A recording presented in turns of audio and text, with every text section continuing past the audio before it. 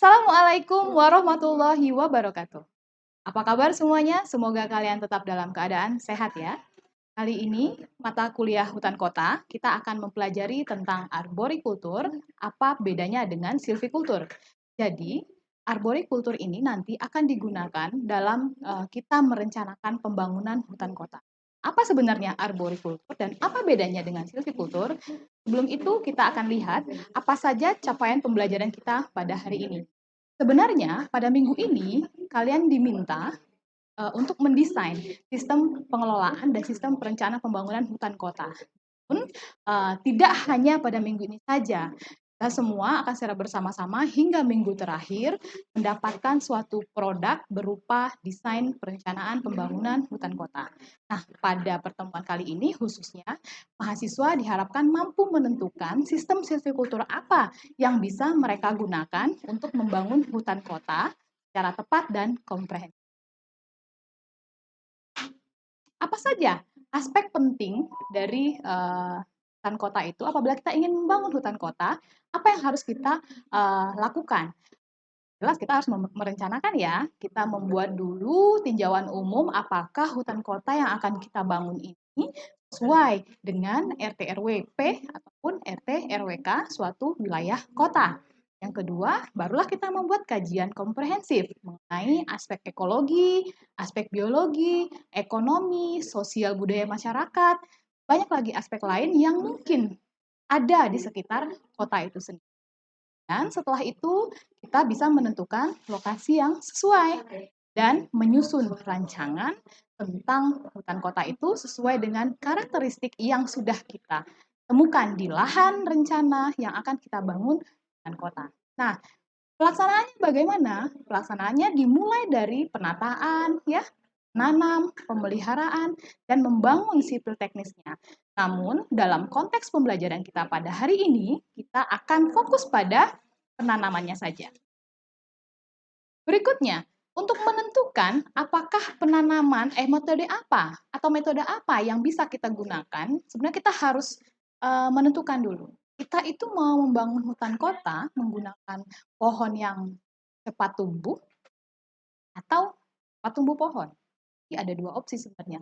Kita mau hutan kota itu ditanam dari bayi, ya, atau mau hutan kota kita itu sudah siap pakai. Nah, ini beda nih, beda intervensi.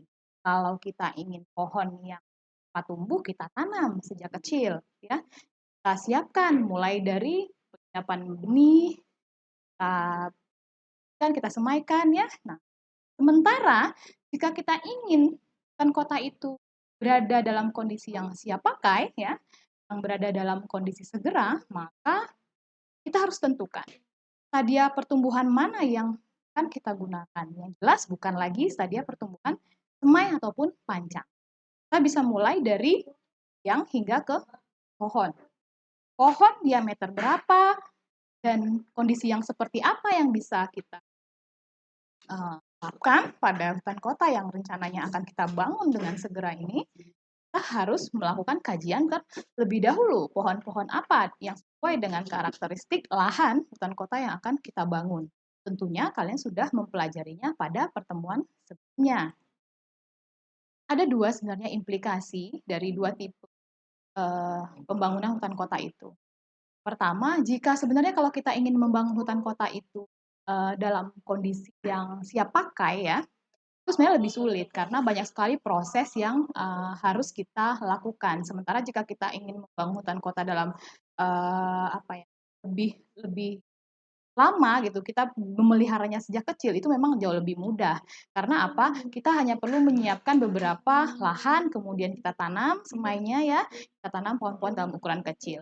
Bandingkan dengan jika kita menanam dalam kondisi pohonnya sudah siap, berarti kita memindahkan pohon yang sedemikian besar ke suatu lokasi. Kemudian nggak semua pohon itu bisa ditanam dalam jika kita ingin membangun hutan kota dalam kondisi yang tepat itu.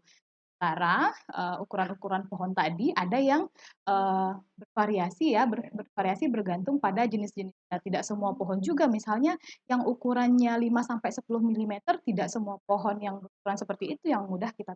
akan bergantung juga kepada ekologi dan biologi pohon itu. Nah, kita juga bisa menggunakan teknik yang variasikan ya. Kita misalnya kita juga tetap menggunakan semai, kita menanam sejak kecil, kita juga memindahkan pohon-pohon berukuran besar secara langsung, jadi menggunakan kombinasi dua tipe pembangunan hutan kota ini juga sebenarnya juga bisa bergantung pada apa? Ya, pada ketersediaan dana dan waktu yang diperlukan untuk kita membangun hutan. Untuk mencapai sebenarnya ya, untuk mencapai salah satu tipe tadi, mana kita harus membangun hutan kota ini secepat mungkin. Ada satu teknik yang membutuhkan keahlian tertentu, ada spesifikus, ada kemampuan khusus yang sebenarnya membutuhkan bukti sertifikasi. Mana mereka yang mendapatkan sertifikat ini disebut ahli yang berpengalaman karena dia bisa mengoperasikan alat-alat, mengoperasikan kendaraannya, dan ternyata ini membutuhkan biaya yang lebih mahal. Namun apa ya? Sebenarnya cukup relevan dengan apa yang akan kita dapatkan, sesuai dengan apa yang akan kita dapatkan. Dan kondisi pohon yang sudah besar tadi, kita membutuhkan sebuah ilmu yang disebut arborikultur. Namun ilmu ini membutuhkan tenaga yang ahli. Yang ahli ini mereka berpengalaman, punya sertifikat, mampu mengoperasikan alat-alat ya, punya kendaraan yang bisa memindahkan pohon itu secara cepat dan juga bisa mengakomodir semua kebutuhan pembangunan hutan kota dengan segera. Namun sayangnya biayanya relatif mahal. Meskipun biayanya mahal, kita tetap akan bisa menikmati hasilnya karena memang tujuannya ingin segera hutan kota itu bisa terbangun. Konsepsi arborikultur, sebenarnya arborikultur ini tidak jauh berbeda dengan teknik silvikultur pada umumnya, sama-sama menanam pohon, memelihara juga, namun fokusnya bukan pada sekelompok pohon, fokusnya pada satu jenis pohon saja, satu individu pohon saja. Karena arborikultur ini sebenarnya sebuah ilmu yang manajemen ya, tujuannya mengatur, mengelola, memelihara pohon sehingga pohon-pohon ini tidak membahayakan bagi manusia dan punya manfaat lebih pada manusia. Dan arborikultur ini dipelajari juga apa yang disebut dengan pemindahan pohon. Sementara di kita tidak dapatkan hal ini ya. Salah satunya ini misalnya. Fokusnya khusus pada pohon-pohon yang ada di ruang publik, pohon-pohon di pinggir jalan ya, di taman dan di tempat-tempat wisata. Tujuannya apa? Tujuannya ya untuk menjaga manusia dari bahaya tertimpa pohon di kota seperti. Jadi kalau misalnya kalian menemukan pohon-pohon dalam kondisi yang tidak lagi sehat, eh, harus menurunkan ahli yang berpengalaman di bidangnya. Tidak bisa kita langsung, oh iya, tebang saja pohon ini. Belum tentu pohon itu sudah tepat ditebang. Bisa saja hanya memerlukan perawatan, ya, memerlukan pengendalian penyakit, mungkin seperti itu. Mungkin hanya membutuhkan pemangkasan cabang. Ini membutuhkan orang yang ahli di bidang arborikultur. Apa sih hubungannya arborikultur ini dengan ilmu kota? Apa bedanya? Tadi sudah sedikit disinggung dengan kultur. Yang jelas kalau silvikultur dengan arborikultur ini punya dua persamaan, sama-sama bisa dipakai untuk mengolah pohon di kota, baik itu di tanah dengan status kepemilikan pribadi maupun yang dimiliki oleh pemerintah.